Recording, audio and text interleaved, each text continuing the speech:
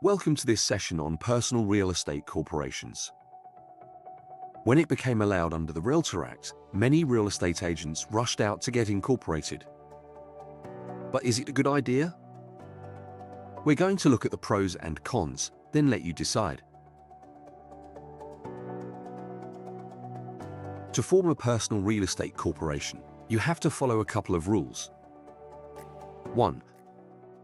The controlling shareholder must be a licensed real estate agent. 2. The controlling shareholder must also be the sole director. 3. Non-equity shares can be held by family members.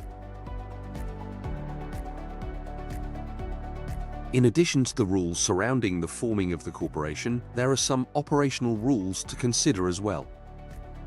The corporation cannot actively trade in real estate. The corporation can only receive revenues from a brokerage. The controlling shareholder can only receive remuneration for a PREC or the brokerage.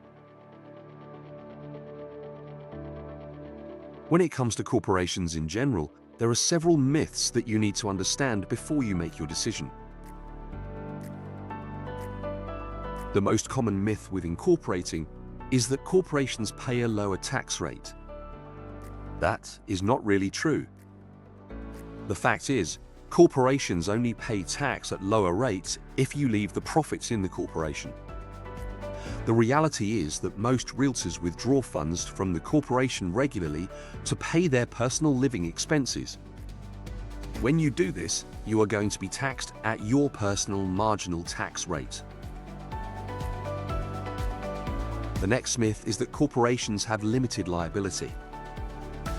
That is not really true either. The fact is the corporation may be limited for some liabilities. The reality is that the directors of the corporation can be held personally liable for items such as GST, payroll taxes, and more. Furthermore, if the corporation tried to obtain financing, the banks would make the directors sign personal guarantees. The final myth is that you can split income with spouses or family members to reduce the overall tax burden. That, unfortunately, is not true either. The fact is, you can pay family members as employees.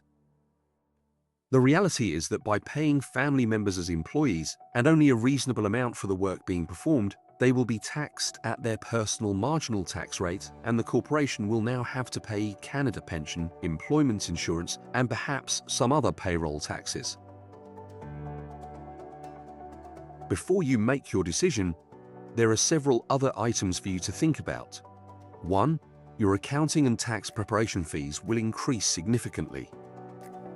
You will pay upwards of $2,000 or more to have your corporate tax returns prepared. 2. You will invest $1,000 or more to have the corporation formed in the first place.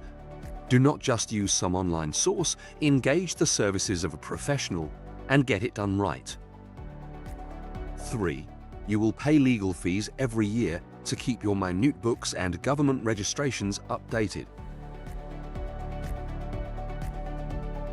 Thank you for investing your time to watch this video. If we can be of further assistance, please call or email us today.